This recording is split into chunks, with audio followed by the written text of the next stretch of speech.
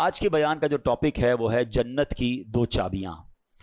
اب جنت کی چابیاں کیا ہیں؟ سب سے پہلے ہمیں جہنم کے بارے میں پتا ہونا چاہیے کہ وہ کتنی سیویئر ہے, کتنا خطرناک وہ مقام ہے. اللہ تعالی ہم سب کو محفوظ فرمائے. یعنی اس کی سیویئرٹی کو اس بات سے دو باتیں بتاتا ہوں, ورنہ تو اتنی ڈیٹیل ہے کہ بندہ وہ ڈیٹیل پڑھ لے تو اس کے رونگٹے کھڑے ہو جاتے ہیں اور امیجنیشن بھی آپ نہیں کر سکتے. یعنی دنیا کی سب سے زیادہ خطرناک آگ میلٹ کر دیتی ہے. کبھی اسٹیل مل کے بارے میں آپ نے دیکھا ہوگا کہ وہ بڑے بڑے لوہے کی راڈز کو بالکل میلٹ کر دیتے ہیں. کبھی سونار کی دکان پہ آپ نے سنا ہوگا یا دیکھا ہوگا کہ وہ گولڈ کو لکوڈ فارم میں لے آتے ہیں. یعنی اتنی ایکسٹریم فائر دنیا میں موجود ہیں کہ جس کا ہم نارمل لائف میں تصور بھی نہیں کر سکتے. پتہ نہیں کتنے ہزار سینٹی گریڈ تک وہ آگ چاہتی ہے. جن کی فیکٹریز ہیں وہ ان چیزوں کو ذرا زیادہ اچھے طریقے سے سمجھتے ہیں کہ کس قدر زیادہ گرم اور کتنی ہیٹ ہوتی ہے جو دنیا کی آگ ہے. روایتوں میں آتا ہے کہ دنیا کی آگ سے 70 گنا زیادہ سخت جہنم کی آگ ہے. ناٹ کوئی بیئر ہی نہیں کر سکتا نا. اچھا, دنیا کی آگ سے روشنی ہوتی ہے, ٹھیک ہے نا, جب بھی آگ جلے گی تو آپ کو لائٹ فیل ہوگی. جہنم کی آگ اتنے ہزار سال تک جلائی جا چکی ہے کہ روایتوں میں آتا ہے وہ بالکل سیاہ ہو گئی ہے, بلیک. یعنی جہنم میں بندہ جلے گا بھی اور اس کو نظر بھی کچھ نہیں آ رہا ہوگا, اس قدر سخت وہ آگ ہو چکی ہے. اور فرمایا جہنمیوں کا سب سے ہلکا عذاب یہ ہے, یعنی کسی بھی جہنمی کو سب سے ہلکا عذاب, لوئسٹ جو پنشمنٹ ہے وہ یہ ہوگی کہ اس کو آگ کے جوتے پہنا دیے جائیں گے اور اس کی وجہ سے اس کا جو برین ہے وہ ہنڈیا کی طرح کھولتا ہوگا اور وہ سمجھے گا کہ پورے جہنم میں سب سے زیادہ عذاب مجھے دیا جا رہا ہے. یہ لوئسٹ کیٹیگری کا عذاب ہے. اللہ ہمیں لمحہ بھر بھی جہنم میں داخل نہ فرمائے. یہ ذرا سوچیے, یہ آسان نہیں ہے یہ کہنا ہے کہ ٹھیک ہے معاذ اللہ. کچھ لوگ تو عذاب کو بھی ہلکا سمجھ رہے ہوتے ہیں. میری آپ کی اوقات ہی نہیں ہے. یہ تو جہنم کا عذاب تو دور کی بات ہے, جب قبر میں عذاب شروع ہو جاتا ہے. پہلی منزل تو قبر ہے نا. روایتوں میں آتا ہے میرے آقا علیہ الصلوۃ والسلام نے فرمایا بے نمازی کو قبر ایسے دبائے گی کہ اس کی پسلیاں ٹوٹ پھوٹ کر ایک دوسرے میں پیوست ہو جائیں گی. کبھی عید والے دن زور سے کوئی دبا لے, چیخ نکل جاتی ہے. بولا ہڈیاں پسلیاں ایک دوسرے میں مل جائیں گی, اس سے قبر دبا دے گی اس کو. پھر قبر کے سانپ, بچھو, آگ, انبیئریبل. یعنی ایسی سزا ہے ایک لمحہ بھی ہم نہیں سہ سکیں گے. ہم دنیا کی نارمل اپنے چولہے کی آگ پر 1 منٹ ہاتھ نہیں رکھ سکتے. 1 منٹ تو دور کی بات ہے, چند سیکنڈ نہیں رکھ سکتے, چیخ نکل جاتی ہے. غلطی سے گھر والے پکاتے پکاتے ان کے ہاتھ میں کوئی تیل کا چھینٹا آ جاتا تو اس پہ بڑا سا پھوڑا ہو جاتا ہے. یہ ہماری اوقات ہے. ہماری آنکھیں کتنی نازک ہیں کہ جب سرما لگاتے ہیں نا تو ہاتھ کانپ رہا ہوتا ہے کہ یار زور سے کہیں سلائی لگ گئی تو آنکھ میں درد ہو جائے گا. کان ایئر بڈ صاف کرتے ہیں تو اتنا تھوڑا سا زور سے ایئر بڈ نکالے تو کان میں درد ہو جاتا ہے. روایتوں میں آیا جہنمیوں کے لیے عذاب یہ ہوگا کہ ان کی آنکھوں میں جہنم کے کیل ٹھوکے جائیں گے, کانوں میں پگھلا ہوا سیسا ڈالا جائے گا جو حرام سنتے اور حرام دیکھتے ہیں. ہم کبھی بھی جہنم کا ایک لمحہ برداشت نہیں کر سکتے. بس اللہ سے یہ دعا ہے ہماری مغفرت فرما دے, ہمیں لمحہ بھر بھی جہنم میں داخل نہ فرمائے. مگر اس کا خوف تو دل میں ہونا چاہیے نا. یہ دعا جو ہے نا اللہم اجرنا من النار, یہ اپنی دعاؤں میں شامل رکھیں کہ یہ جہنم کے عذاب سے جو ہے اللہ ہمیں محفوظ فرمائے. وہ ایسی آگ ہے, وہ ایسی پنشمنٹ ہے, اللہ تعالیٰ محفوظ فرمائے. اب آتے ہیں کہ جہنم میں نہیں جانا انشاءاللہ, تو کہاں جانا ہے؟ جنت میں جانا ہے. تو سب سے پہلے جنت ہے کیسی؟ جب تک آپ کو یہ اندازہ نہیں ہوگا نا تو بندے کو پتا ہوتا ہے کہ یار ایسی جنت ہے تو چلو پھر جنت میں جانے کی تیاری کریں. آج دنیا میں ہماری بہت سارے ڈریمز ہیں, یار اس کالونی میں گھر ہو جائے, ایسی گاڑی ہو جائے, اتنے پیسے آ جائیں, اتنی لگژریز مل جائیں. کچھ بھی نہیں ہے یہ دنیا کی لگژریز اور دنیا کی چیزیں. سب سے پہلی بات تو ہماری ان تمام لگژریز اور تمام چیزوں کی ایکسپائری ڈیٹ ہے. ٹھیک ہے نا, ہم سب نے دنیا سے جانا ہے. یہ ساری نعمتیں ادھر رہ جائیں گی, میں اکیلا قبر میں چلا جاؤں گا. تو وہ چیز جس کے لیے میں اسٹرگل اتنی ساری کرتا ہوں تھوڑے عرصے میں چھوڑ جاؤں گا, تو اس کے لیے کوشش کروں یا اس نعمت کے لیے کوشش کروں کہ اگر مل گئی تو اس کی کوئی ایکسپائری ڈیٹ نہیں ہے. قرآن کہتا ہے ہم فیہا خالدون, ہمیشہ اس میں رہیں گے. جو جنت میں چلا گیا نا ایک بار, ہاں یہ ذرا غور سے سنیے گا, جنت میں جو ایک بار داخل ہو گیا اب کبھی جنت سے باہر نہیں نکالا جائے گا. اب وہ ہمیں موت ہی نہیں ہے نا جنت میں, تو ہمیشہ جنت میں رہے گا. ہم فیہا خالدون. اور خدا نہ خواستہ کسی کا ایمان چھین لیا گیا اور کفر پر مرا, چاہے اس کے روزے ہیں, حج ہیں, زکاتیں ہیں, عبادتیں ہیں, وہ جہنم میں جائے گا اور پھر کبھی جہنم سے نہیں نکالا جائے گا. ہم فیہا خالدون. اچھا, ان 2 کیٹیگریز کے علاوہ ایک تیسری کیٹیگری بھی ہے کہ جو مسلمان ہوں گے, گناہگار ہوں گے, اللہ ان سے ناراض ہوگا اور وہ اپنے سزاؤں کو بھگتنے کے لیے جہنم میں جائیں گے. پھر ایک پرٹیکولر ٹائم کے بعد ان کو جہنم سے نکالا جائے گا. وہ کتنے 100 سال ہیں, وہ کتنے 1000 سال ہیں, اور پھر ان کو جنت میں ڈالا جائے گا. مگر ہم رب سے یہی دعا کرتے ہیں کہ اللہ ایک لمحے کے لیے بھی جہنم میں مت ڈالنا. تیرے حبیب کا صدقہ ہم تیرے گھر میں بیٹھے ہیں, ہمیں بلا حساب جنت میں داخلہ عطا فرما. تو جو جنت ہے نا, اس کی جو خوبصورت ترین بات یہ ہے کہ اس کی کوئی ایکسپائر ڈیٹ نہیں ہے. چلو جنت کی باتیں کرنے سے پہلے ایک مدینے کی بات کر لیتے ہیں, ایک عشق والی بات کر لیتے ہیں. ٹھیک ہے, ماشاءاللہ کئی مدینہ دیکھ آئے ہیں, کئی ایسے ہیں جو جا رہے ہیں. سبحان اللہ, اللہ ہمیں بھی حاضری عطا فرما. جو جنت, اب یہ فارمولہ یاد رکھیے گا, اللہ کی رحمت کا فارمولہ کیا ہے؟ ایک بار جنت میں جائے گا وہ جہنم میں داخل نہیں ہوگا. ٹھیک ہے, تو مدینہ منورہ میں بھی تو ایک جنت ہے نا. میرے آقا نے فرمایا نا صلی اللہ تعالی علیہ وسلم, فرمایا میرے روضے اور میرے ممبر کے درمیان جو حصہ ہے وہ جنت کی کیاریوں میں سے ایک کیاری ہے. ریاض الجنہ ہے نا مدینے میں.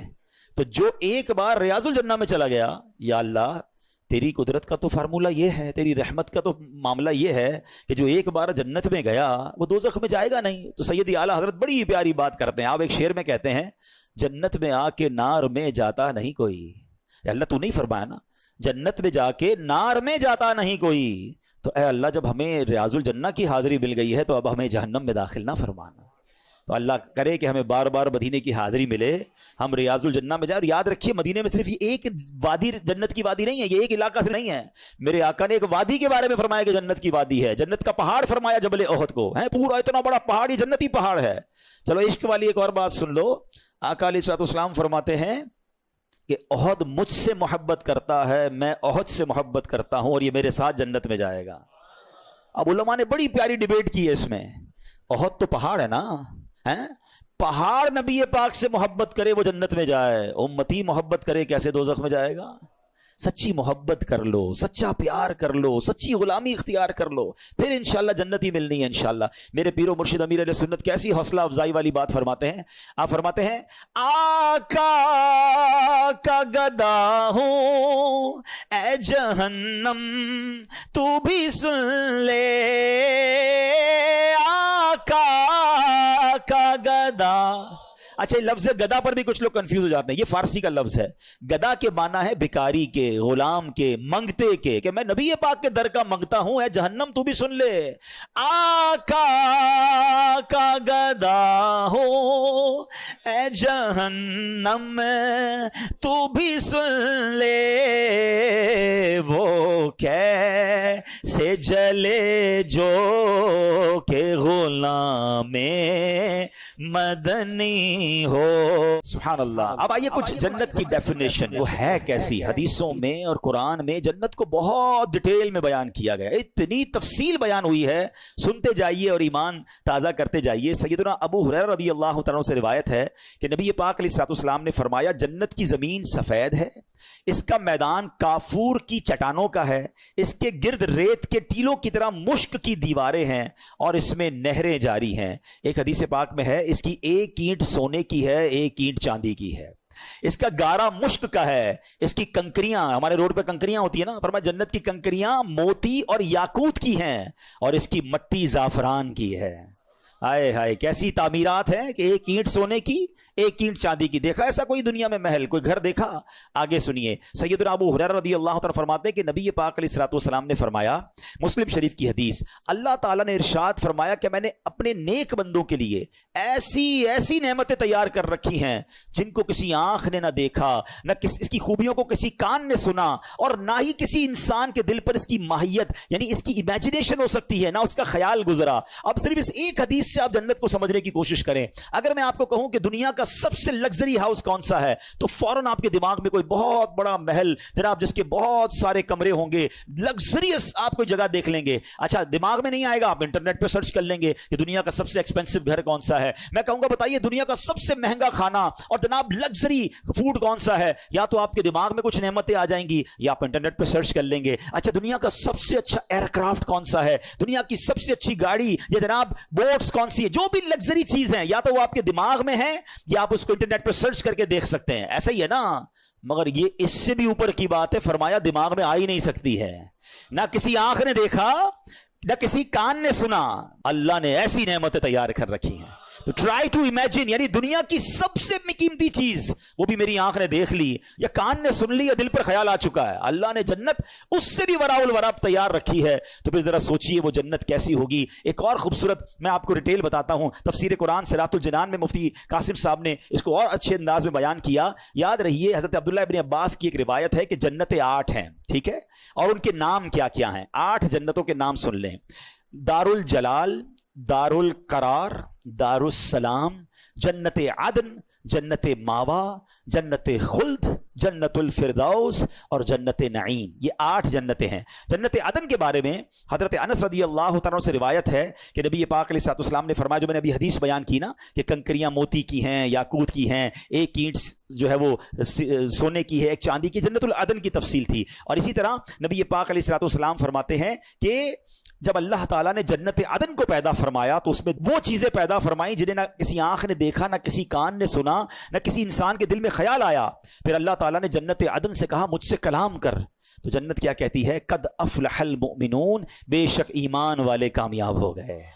تو اللہ پاک ہمیں ایمان پر استقامت نصیب فرمائے، لمحہ بھر بھی ہمارا ایمان ہم سے ضائع نہ ہو۔ اب جنت ہے کتنی بڑی؟ میرے رب کی جنت بہت بڑی ہے، یہ دنیا بہت چھوٹی ہے اس کے آگے۔ سنیے، حضرت سیدنا عبادہ بن صامت رضی اللہ عنہ روایت کرتے ہیں کہ رحمت کونین صلی اللہ علیہ وسلم نے ارشاد فرمایا، جنت میں 100 منزلیں ہیں، 100 درجے اس کے، اور ہر 2 منزلوں کے درمیان اتنا فاصلہ ہے جتنا زمین اور آسمان کے درمیان فاصلہ ہے، یعنی اتنی اس کی اونچائی اور اتنی اس کی گریڈز کہہ لیں ہیں۔ پھر فرمایا کہ اگر اس کے ایک درجے میں تمام جہانوں کے لوگ بھی جمع ہو جائیں تو وہ سب کو کافی ہو جائے گی، یعنی تمام جہانوں کی، صرف اس جہان کی بات نہیں ہو رہی، سارے جہانوں کے لوگ جمع ہو جائیں تو بھی جنت کا ایک درجہ سب کو کافی ہو جائے گا۔ اللہ نے اس کے 100 درجے بنائے ہیں۔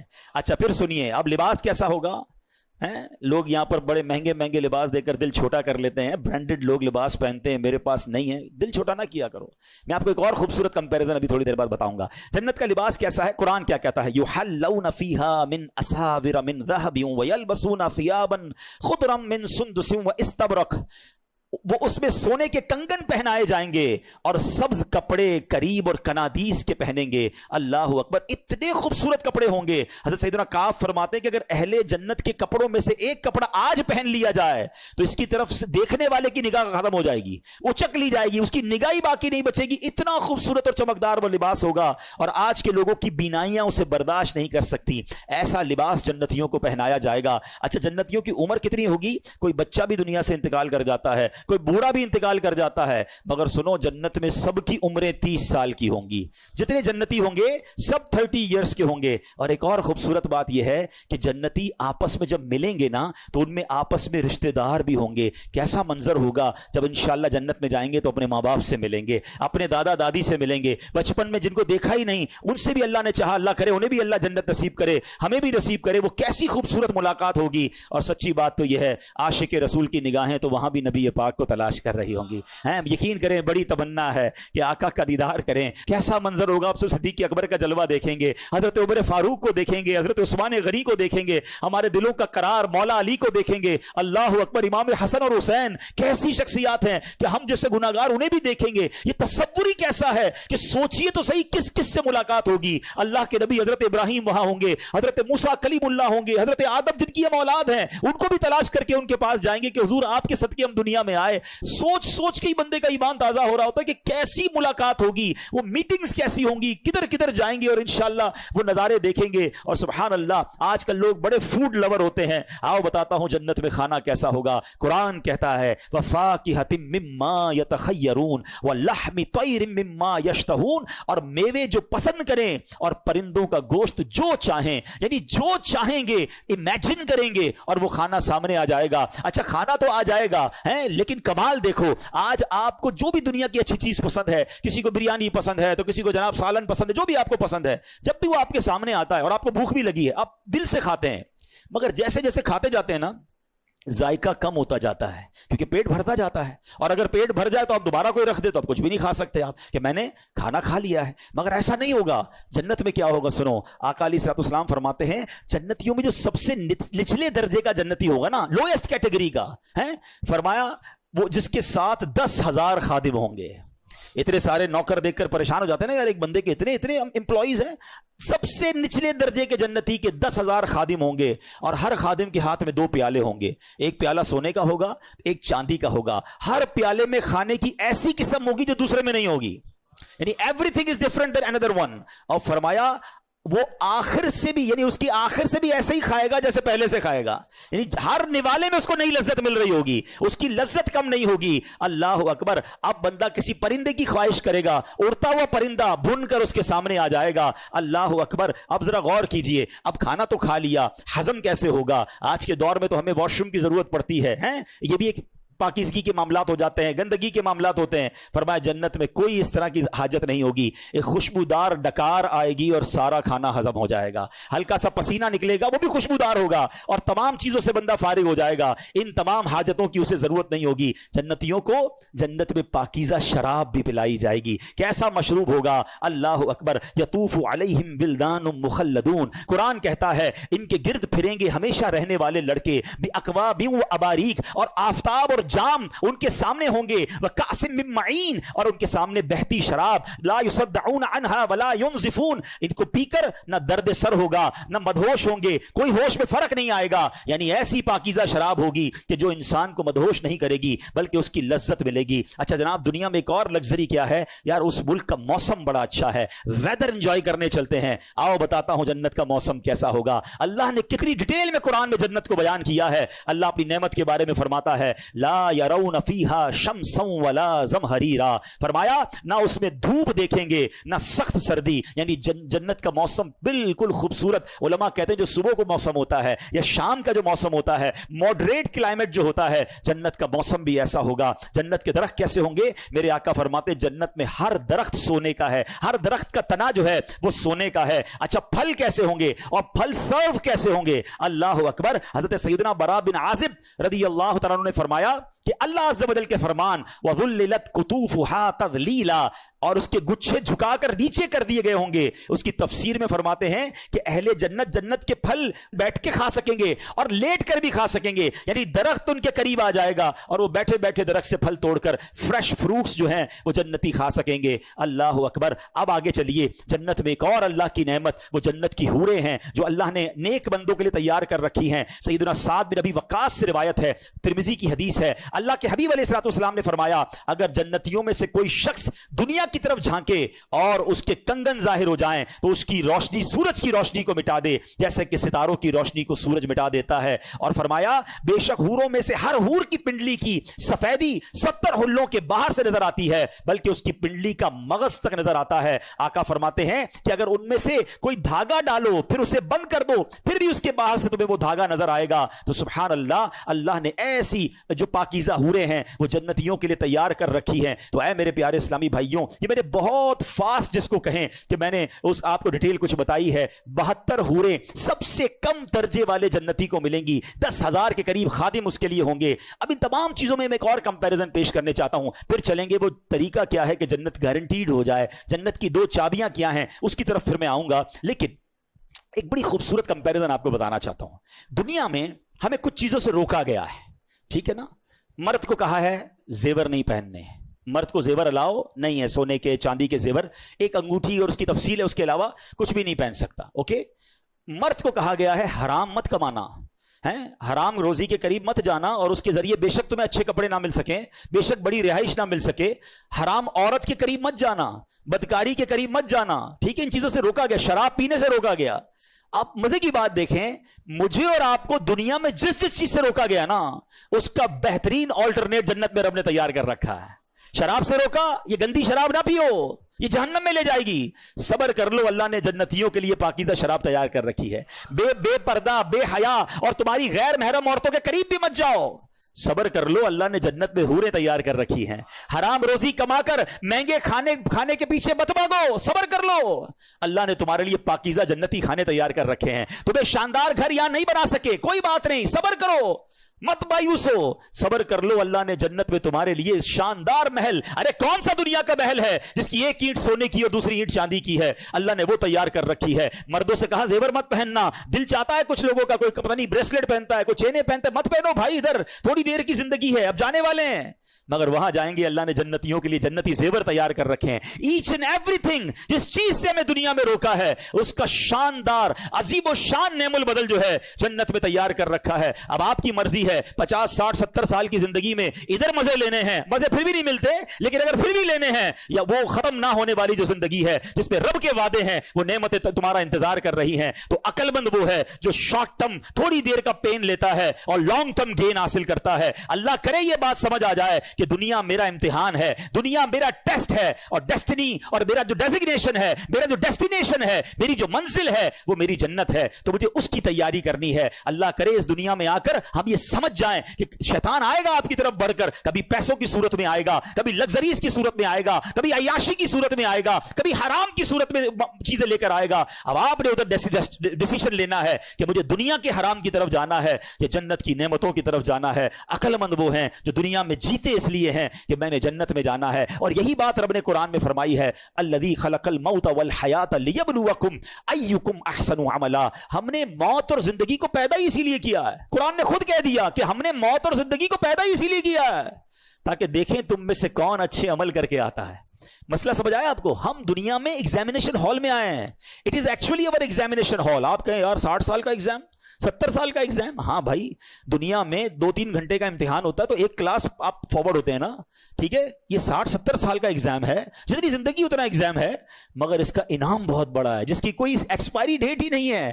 تو اللہ کرے یہ بات سمجھ آ جائے. کبھی دیکھا ایگزامینیشن ہال میں کوئی سو رہا ہو, ایگزامینیشن ہال میں جائے اور دوسرے کاموں میں لگ جائے, وہ فوکس رکھتا ہے اپنے پیپر کو حل کرنے میں. تو میں اور آپ دنیا میں اس ایگزام کو دینے آئے ہیں, پاس ہو کر جانا ہے, فیل ہو کر نہیں جانا ہے. اب آتے ہیں, یہ کچھ باتیں ہو گئی جنت کی, اور یقین کریں بہت ڈیٹیل ہے, مزید انشاءاللہ کبھی موقع ملا تو اس پر بات کریں گے. اب آتے ہیں کہ what is the way to get جنہ. کوئی گارنٹی, کوئی طریقہ کہ ہمیں پتہ چل جائے ہمیں جنت ملے؟ اللہ اکبر. میرے آقا علیہ الصلوۃ والسلام ہیں, انہوں نے ایک حدیث کے ذریعے گارنٹی دے دی. ہاں, یہ بہت کم حدیثیں اس طرح کی اس میں اللہ کے نبی نے گارنٹی دی ہے کہ تم میں سے جو مجھے 2 چیزوں کی گارنٹی دے دے میں اسے جنت کی گارنٹی دیتا ہوں. only 2 things. کوئی بہت لمبی لسٹ نہیں ہے. حدیث کیا ہے؟ بخاری شریف کی حدیث ہے, جو مجھے دونوں جبڑوں اور دونوں ٹانگوں کے درمیان والی چیز کی حفاظت کی ضمانت دے میں اسے جنت کی ضمانت دیتا ہوں.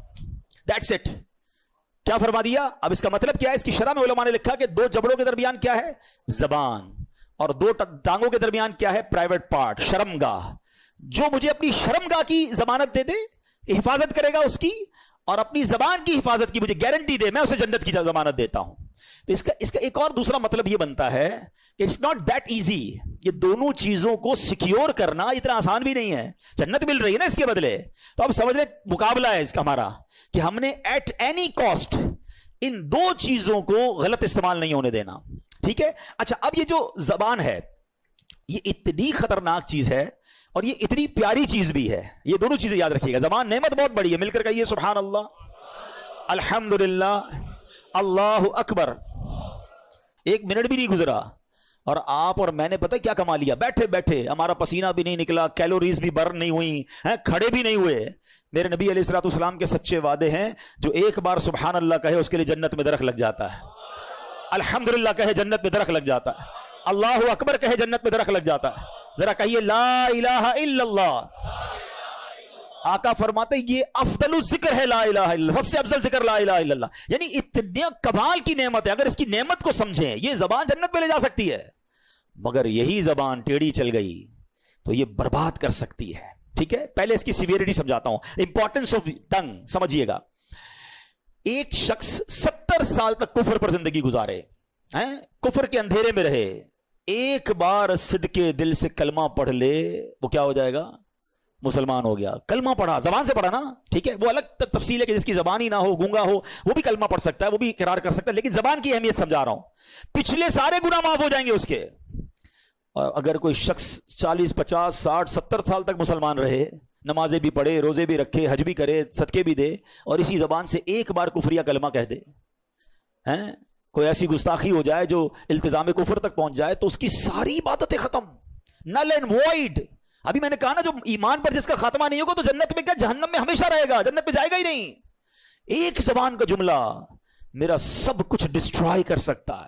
حدیث سنیے, ترمذی کی حدیث سیدنا بلال بن حارث رضی اللہ عنہ سے مروی ہے کہ رسول اللہ صلی اللہ تعالی علیہ وسلم نے فرمایا کہ بندہ زبان سے بھلائی کا ایک کلمہ نکالتا ہے, only one sentence, حالانکہ وہ اس کی قدر و قیمت نہیں جانتا, اس کو پتہ بھی نہیں ہوتا, تو اس کے باعث اللہ عز و جل قیامت تک اس کے لیے اپنی رضامندی لکھ دیتا ہے. یعنی ایسا جملہ نکل جاتا ہے اس سے پتہ بھی نہیں ہے, اللہ نے قیامت تک کر لیے اپنی رضامندی لکھ دی. اور اگلا پارٹ کیا, بے شک ایک بندہ اپنی زبان سے برا کلمہ نکالتا ہے اور وہ اس کی حقیقت نہیں جانتا, اللہ عز و جل اس کی بنا پر اس کے لیے اپنی قیامت تک کے لیے ناراضگی لکھ دیتا ہے.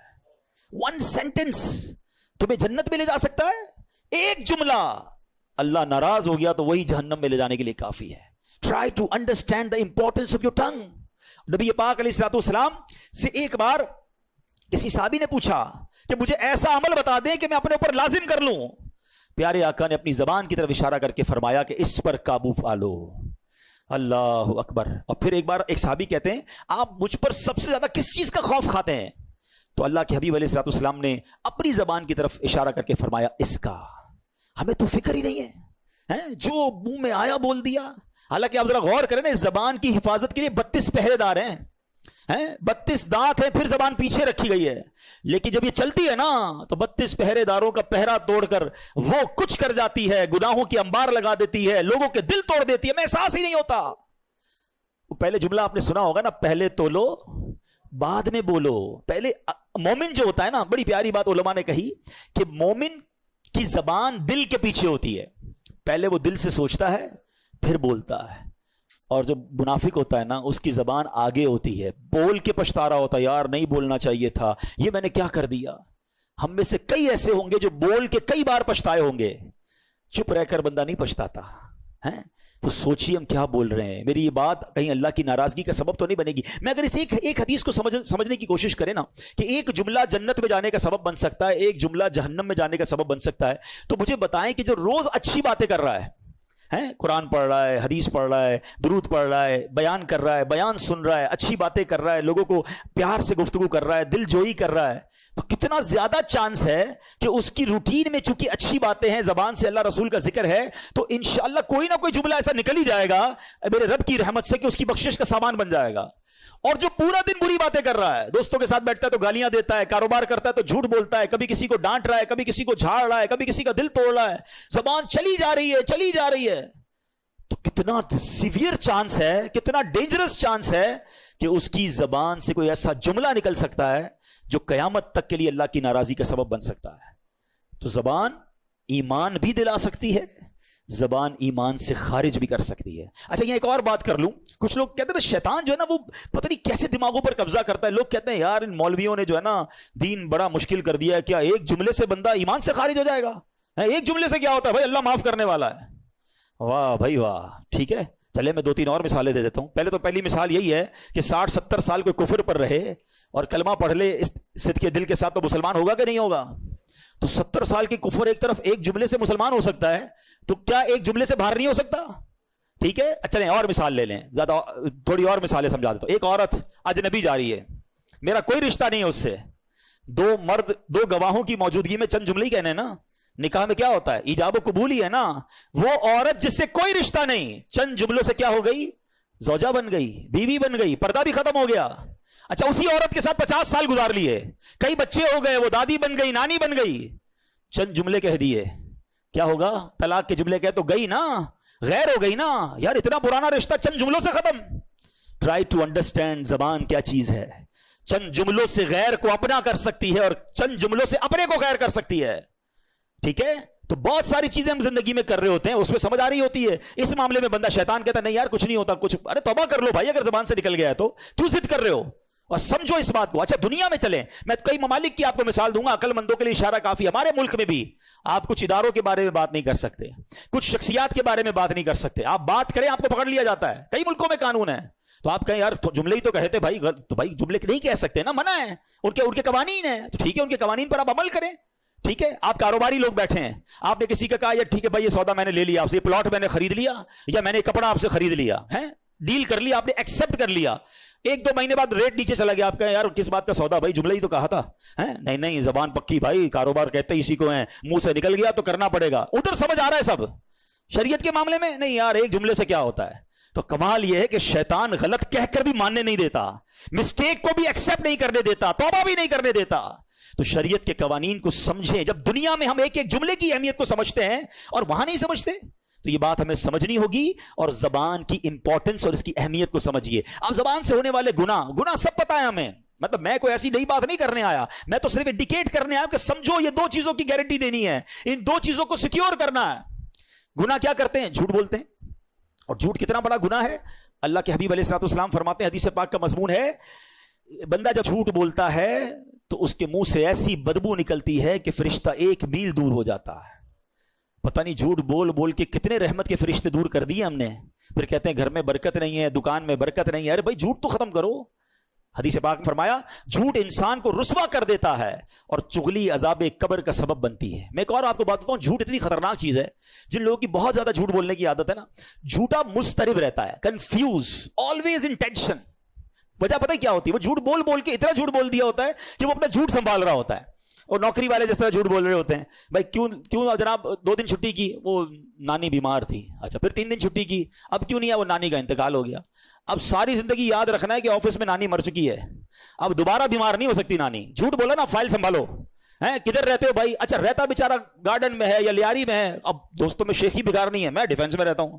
اچھا, کام کیا کرتے ہو؟ پتہ چلا وہ موٹر سائیکل چلاتا ہے. تو کہتا نہیں, میری تو جناب دکان ہے میری. اب اس کو ڈیفینس کا ایڈریس بتایا اور کاروبار دکان بتایا. اب ساری زندگی یاد رکھنا ہے کہ اس کو کیا بتایا میں نے. تو جھوٹا ٹینشن میں ہی رہے گا. بھائی سچ بولو نا, کیا حرج ہے؟ آپ نیند میں بھی کوئی اٹھا کے پوچھے گا کہاں رہتے ہو, آپ پراپر ایڈریس بتاؤ گے, کیا کام کرتے ہو صحیح بتاؤ گے. جب سچ بولو گے, روایتوں میں آتا ہے سچے کے چہرے پہ نور ہوتا ہے, سچا ریلیکس ہوتا ہے, اس کو کوئی ٹینشن نہیں ہوتی. جھوٹ بولنے والا مضطرب رہتا ہے, ٹینشن میں رہتا ہے. آپ دیکھ لیں نبی پاک علیہ الصلوۃ والسلام جب کفار کو تبلیغ فرماتے تھے نا, تو لوگ پتہ ہے کیا کہتے تھے؟ ایسا چہرہ جھوٹے کا چہرہ نہیں ہو سکتا. ہمیں یہ نہیں پتا آپ کیا کہہ رہے ہیں, مگر چہرہ بتا رہا ہے کہ یہ سچ بات ہے. جو آپ کہہ رہے ہیں وہ سچے کلمہ پڑھ کر مسلمان ہو جاتے تھے. سچے کا چہرہ ہی الگ ہوتا ہے. اللہ کرے کہ یہ بات ہم سیکھیں. اچھا, ہم انڈیلیبریٹلی اپنے بچوں کو جھوٹ سکھاتے ہیں.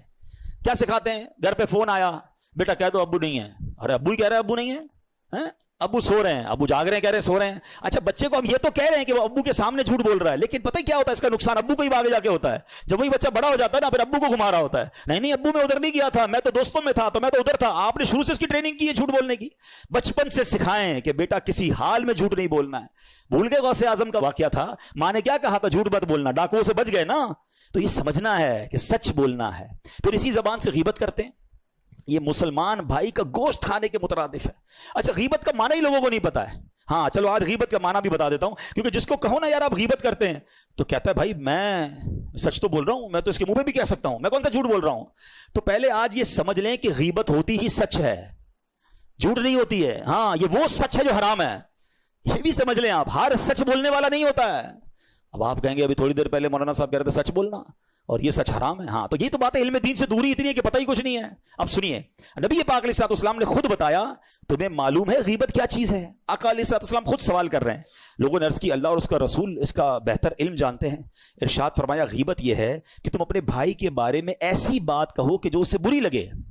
کسی نے عرض کی کہ اگر وہ برائی میرے بھائی میں موجود ہو تو پھر بھی غیبت ہے؟ تو فرمایا ہاں, جو کچھ تم کہتے ہو وہ موجود ہے جبھی تو غیبت ہے, اور اگر تم ایسی بات کہو جو اس میں موجود نہیں تو یہ بہتان ہے, یہ اس سے بھی بڑا گناہ ہو گیا. مثال کے طور پہ کوئی شخص بیچارے کا رنگ سیاہ ہے, کالا ہے, یار قد چھوٹا ہے, بعض اوقات ہیلدی ہوتے ہیں, کہ یار یہ اس کے پیچھے کہہ رہے ہیں, پیٹھ پیچھے کہتے ہیں کہ یار وہ لمبو نہیں ہے, وہ چھوٹے قد والا نہیں ہے, وہ جو کالا ہے وہ نہیں ہے, کانا جو نہیں ہے, اس کی گاڑی بڑی خراب ہے. یعنی کوئی بھی ایسی بات آپ کریں جو اس کے سامنے کہیں تو اسے بری لگے, اس کی برائی بیان کرنے کے لیے کوئی بھی بات کریں, یہ غیبت ہے. تو بندہ کہے آپ کیوں کہہ رہے؟ بھائی وہ سچ تو کہہ رہا ہوں, یہ سچ کہنے کی آپ کو اجازت نہیں ہے جو اس کو بری لگے. اچھا, لوگ کہتے ہیں کہ وہ اس میں ہے. ارے بھائی اس میں ہے جبھی غیبت ہے, اگر نہیں تو پھر تو بہتان ہے, وہ اس سے بھی بڑا گناہ ہے. اور لوگ کہتے ہیں میں سامنے منہ پہ کہہ سکتا ہوں. بھائی منہ پہ کہو گے تو دل آزاری ہوگی اور گناہ ملے گا. آپ کسی مسلمان کی برائی نہیں کر سکتے. Look at beauty of Islam, always talk positive about each other. اسلام کتنا پیارا مذہب ہے, کہتا ہے اگر بندہ بھائی سامنے ہے تب بھی برائی بیان نہ کرو, نہیں ہے تب بھی برائی بیان نہ کرو. بڑی پیاری بات علماء کہتے ہیں غیبت سے بچنے کا جو فارمولا ہے نا, یہ فارمولا سمجھیے گا. ہم 2 بندے بات کر رہے ہیں, جب بھی ملے نا 2-3 دوست بیٹھے ہوں, آپس میں ایک دوسرے کی بات کریں, اگلے کی بات ہی نہ کریں جو نہیں ہے, تو آپ غیبت سے بچ جائیں گے. اور جب بھی کسی ایبسنٹ بندے کی بات کریں نا, تو آپ کو الارم بچ جانا چاہیے کہ یار پازیٹیو بات ہو رہی ہے, نیگیٹو ہے تو آپ چھوڑ دیں, نہیں بھائی میں نہیں سنوں گا, ہے یہ بات مت کرو، یہ غیبت ہے. آپ جب، لیکن یہاں تو بڑا مزہ آتا ہے. آپ نے دوستوں میں کوئی بیٹھا ہے، جیسے ہی کھڑا ہو کے گیا، یار دماغ کی دہی کر رہا تھا یار، بور کرتا ہے یار، اس کو نہیں بلایا کر یار. وہ اٹھ کر گیا اور تمہارا غیبت کا میٹر شروع ہو گیا. اور غیبت ایکچولی پتہ ہے کیسا عجیب گناہ ہے کہ بندہ اپنی نیکیاں کسی کے اکاؤنٹ میں ٹرانسفر کر رہا ہے.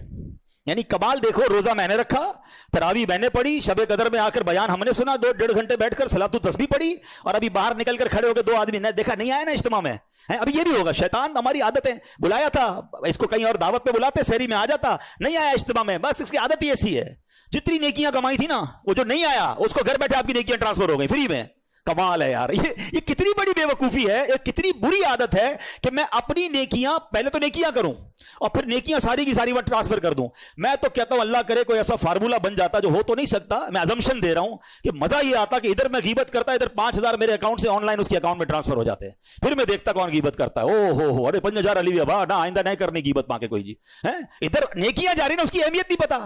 پیسے ٹرانسفر ہونا شروع ہو جائے نا، ہم ایک بندہ کوئی غیبت نہیں کرے گا اپنا، یا تو اکاؤنٹ خالی کر دے گا. اچھا میں ایک اور عجیب بات بتاؤں، غیبت ہمیشہ بندہ اس کی کرتا ہے جو اچھا نہیں لگ رہا.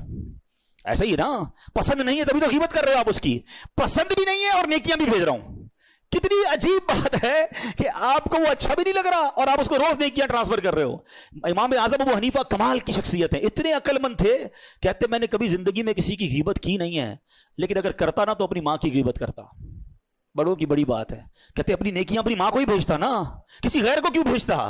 تو یہ بات سمجھنے والی ہے، ہم بے وقوفی کر رہے ہیں، شیطان ہماری زبان سے ہم سے وہ غلطیاں کروا رہا ہے. اچھا اب میں یہ مختصر بیان میں آپ کو بہت ڈیٹیل میں غیبت بیان نہیں کر سکتا، بس ایک فارمولا یاد کر لیں کہ واٹ ایور یو سے اباؤٹ اینی بڈی ایلس، اگر آپ اس کے سامنے کہیں تو اس کو برا لگے گا، دس از دا غیبت. بس اس کی گاڑی، اس کا گھر، اس کا کاروبار، اس کا سٹائل، اس کے کپڑے، اس کا موبائل، واٹ ایور آپ اس کے بارے میں کہہ رہے ہو، نیگیٹو کہہ رہے ہو، یہ غیبت ہے اور یہ جہنم میں لے جانے والا کام ہے.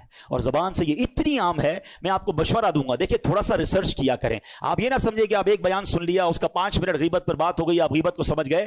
امیر اہل سنت کی پوری ایک بک ہے، کمال کیا ہے میرے پیر و مرشد نے، اس کا نام ہی غیبت کی تباہ کاریاں ہیں. ویب سائٹ dawat-islami.net پر موجود ہے، ڈاؤن لوڈ کر لیں. اس کا انگلش ورژن بھی آ چکا ہے بیک بائٹنگ کے نام سے.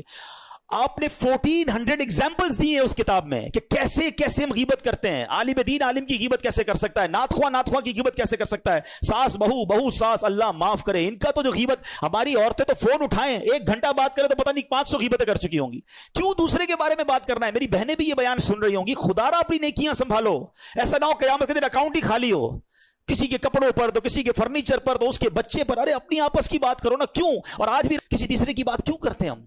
اللہ کرے یہ بات سمجھ آ جائے تو پھر آتا ہوں حدیث کی طرف. اور بہت سارے ایسے گناہ جو ہم زبان سے کر رہے ہوتے ہیں، کسی کا دل توڑ دیا، کسی کو تانا دیتے ہیں، اتنا ٹونٹ کرتے ہیں کچھ لوگ. کمال ہے یار، کمال تو نہیں کہوں گا، کوئی اور ہی لفظ کہنا چاہیے تھا، سمجھانے کے لیے کہہ رہا ہوں. اتنا طنز ہے ان کے اندر، اتنی دل آزاری ہے، اتنی بدگمانی ہے، ایسا لگتا ہے ان کی شخصیت پہ کانٹے لگے ہوئے ہیں. بندہ جب ملے نا کوئی نہ کوئی کانٹا چبو دیں گے. بندہ بولے نہ ہی ملتا تو اچھا تھا یار، سارا موڈ خراب کر دیا ہے یار، آج کپڑے اچھے نہیں پہنے یار، ابھی بھی وہی جوتے پہنے ہیں. اس کو گھر پہ بلا لینا دعوت میں، اپنے گھر دعوت پہ بلایا یار، کب فرنیچر بدلو گے یار، وہی فرنیچر رکھا ہوا ہے یار، کلر تو کرا لو کنجوس آدمی. بھائی تیرے کو گھر بلایا انسپیکشن کے لیے تھوڑی بلایا ہے، مہمان بن کے رہو. یعنی دعوت کھائیں گے، کھانا بھی کھا کے جائیں گے، always they have complaints.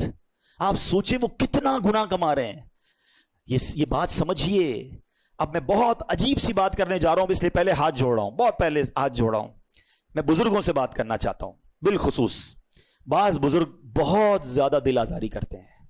خدارا آپ کی عادت پہ شاید ایسا ہو گیا ہے، آپ کو نہیں پتا، لیکن چلتے پھرتے ہر کسی کو ڈانٹنا. مسجد میں آئیں گے تو مسجد میں کسی کو ڈانٹ رہے ہوں گے، محلے میں جائیں گے تو وہاں کسی کو ڈانٹ رہے ہوں گے، اپنے بچوں کو بار بار ذلیل کر رہے ہوں گے. یار ہر بندہ دل رکھتا ہے، کہیں ایسا نہ ہو کہ آپ اپنے بڑھاپے میں جہنم بنا رہے ہیں. جس کی زبان بہت زیادہ سخت ہے نا، وہ کم باتیں کرے. مجھے کئی لوگ ملتے کہتے ہیں یار کیا کروں، مجھے غصہ بہت آتا ہے. بھائی غصہ بہت آتا ہے تو قابو پائیے ورنہ مارے جاؤ گے. اگر آپ لوگوں کے دل کرچی کرچی کرتے جا رہے ہیں، لوگوں کو ذلیل کرتے جا رہے ہیں، جب جی میں آیا آپ اپنے بچوں کو، اپنی بیوی کو، اپنے ملازمین کو جو دل میں آتا ہے بولی جا رہے ہیں، اور آپ سمجھتے ہیں آپ کا حساب نہیں ہوگا. میں آپ کو حدیث سنا رہا ہوں نا کہ آپ کو قابو پانا پڑے گا اپنی زبان پر. اتنی شدید گفتگو بعض اوقات کرتے ہیں، اور یہ زبان ہے بڑی خطرناک. امیر علیہ سنت فرماتے ہیں 60 سال کا بوڑھا ہو جائے نا، جسم کا ہر پارٹ ڈھیلا ہو جائے گا، زبان اس وقت زیادہ تیز ہو جاتی ہے، یہ زیادہ چل رہی ہوتی ہے. تو بزرگوں کو اپنی زبان پر احتیاط انہیں بھی کرنی ہوگی. ایسا نہ ہو کہ انبار لگ رہا ہو گناہوں کا. حقوق العباد از موسٹ سیویئر. سمجھو بات کو. میں اور آپ ایک نماز نہ پڑھیں, اللہ نہ کرے کوئی ایک نماز نہ پڑھے, ایک روزہ نہ رکھے, ایک بار جناب وہ زکات نہ دے, تو وہ اس کا اور رب کا معاملہ ہے نا. اللہ چاہے سارے گناہ معاف کر دے, وہ الگ بات ہے کہ نماز کی قضا کرنی پڑے گی, زکاتیں ادا کرنی پڑے گی, لیکن اس کا اور رب کا معاملہ ہے نا. لیکن حقوق العباد کا معاملہ یہ ہے, جب تک بندہ معاف نہیں کرے گا رب بھی معاف نہیں کرے گا. کدھر جائیں گے یار؟ روز لڑائی, روز جھگڑا, روز گالیاں. مجھے ایک بھائی دوست ملے, میں نے کہا کتنی تنخواہ ہے؟ کہتا 80,000. میں نے کہا تنخواہ تو اچھی ہے. بولا 40,000 کام کی تنخواہ ہے, 40,000 گالیوں کی تنخواہ ہے. صبح و شام سیٹ گالیاں دیتا ہے. یار میں سوچتا رہ گیا یار.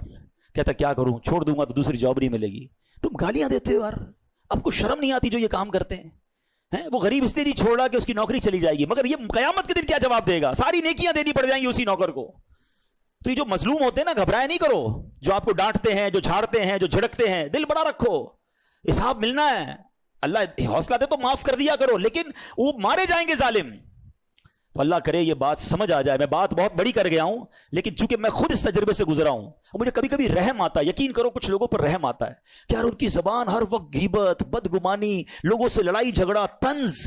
میں کہتا ہوں یار اس بندے کا ہوگا کیا قیامت کے دن یار. کبھی کبھی ہمیں جب ہمیں سنا کے جاتا ہے نا, تو ہمیں لگتا ہے یار یہ چلو ہم تو برداشت کر لیں گے, صبح شام کتنوں کو سنا رہا ہے, کیا بنے گا اس کا یار. ہر چھوٹی بات پر امام صاحب کو جھاڑنا ہے, کبھی مؤذن کو جھاڑ رہے ہوں گے, کبھی خادم پر چیخ رہے ہوں گے. یہ بیچارے لوگ کچھ بھی نہیں کر سکتے. لیکن آپ سوچیں آپ اپنے نامہ اعمال میں کیا کیا کر رہے ہیں.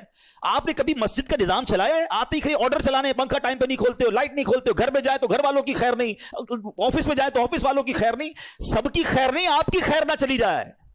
جو یہ بندہ ہر کسی سے لڑ رہا ہے نا, سوچئے اس کا بنے گا کیا. زبان یہ جنت میں بھی لے جا سکتی ہے, یہی زبان تمہیں دوزخ میں.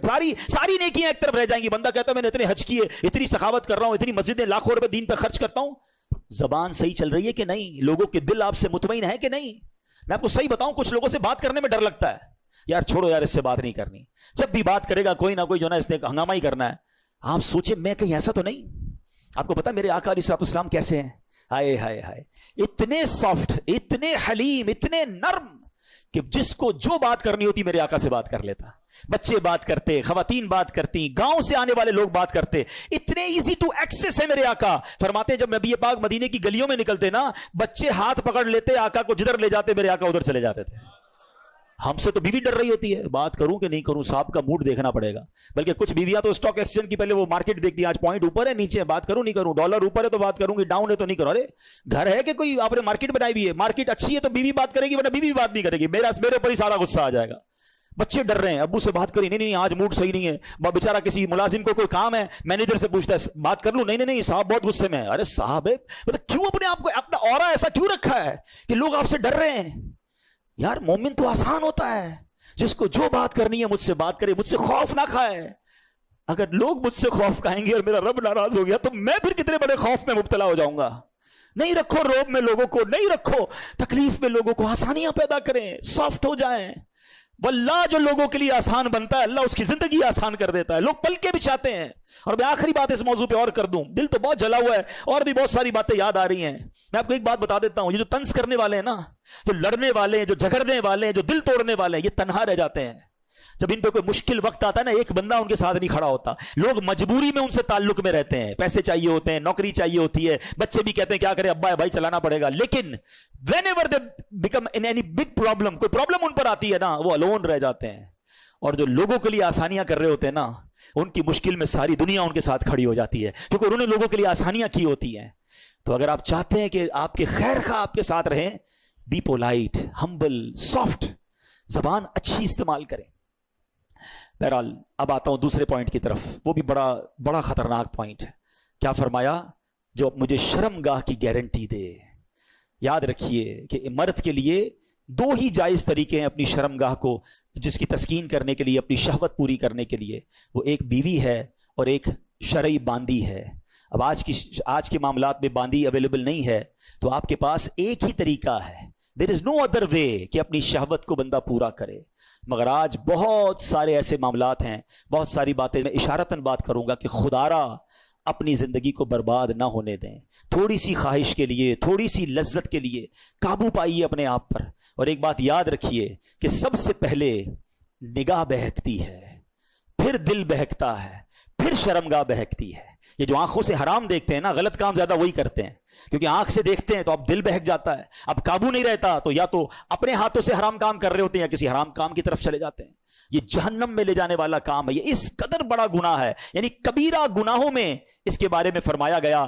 یاد رکھیے کہ ہمیں شریعت سمجھاتی ہے کہ اس میں ہمیں اگر نکاح، میں یہاں والدین سے بھی بات کروں گا، خدا کے واسطے نکاح کو آسان کریں، اپنے بچوں کا جلدی نکاح کر دیا کریں۔ ہمیں یقین کریں، مجھے میسیجز آتے ہیں، مجھے اسلامی بھائیوں کے بھی اور اسلامی بہنوں تک کے میسج آتے ہیں کہ ہمارے والد کو پڑی نہیں ہماری شادی کی، خدا کے واسطے اس موضوع پہ بیان کریں۔ آج کے دور میں اگر آپ نکاح ہی نہیں کریں گے، پہلے پیسے کما لے، پہلے ڈگریاں حاصل کر لے، ارے بچیاں جناب پہلے آگے بڑھ جائیں، بالغ ہو جائیں، جلدی شادی کریں، کسی گناہ میں پڑ جائے گا، آپ سوچیں وہ خود جہنم کا حقدار ہو رہا ہے، ماں باپ بھی اس میں شریک ہو سکتے ہیں۔ تو نکاح کو آسان کریں، اتنے رسم و رواج، اتنی جناب برڈن، اتنے کروڑ ہوں گے، اتنے لاکھ ہوں گے، پھر شادی ہوگی۔